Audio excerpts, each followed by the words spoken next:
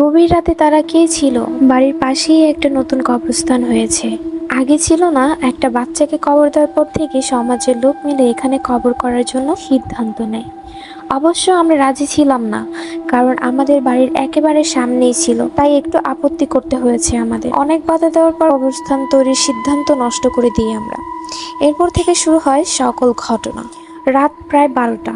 আজকে কেমন যেন ঘুম আসছে না, কোনোভাবেই চেষ্টা করে ঘুমাতে পারলাম না আমি।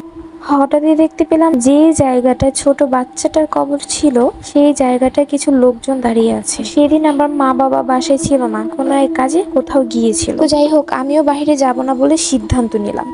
হঠাৎই লোকগুলো আমাদের বাড়ির গেটের দিকে আসতে লাগলো। আমি ঘরের লাইট জ্বালানোর চেষ্টা করলাম, কিন্তু অদ্ভুতভাবে লাইটগুলো যেন জ্বলছিলই না।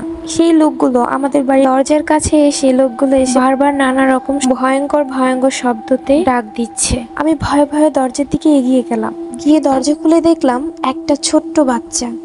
বাচ্চাটি আমার দিকে তাকিয়ে বলতেছে, আমার আর একা ভালো লাগছে না। এইভাবে 2বার করে বলে উঠলো। এটা বলেই উধাও হয়ে গেল সেই বাচ্চাটি। হঠাৎ কিছু লোকজন এসে সেই বাচ্চার কবরটি খুঁড়ে আবার শিশুকে কবরের মধ্যে রেখে দেয়। এমন দৃশ্য দেখে আর দাঁড়িয়ে থাকতে পারলাম না, সেন্স হারিয়ে ফেললাম।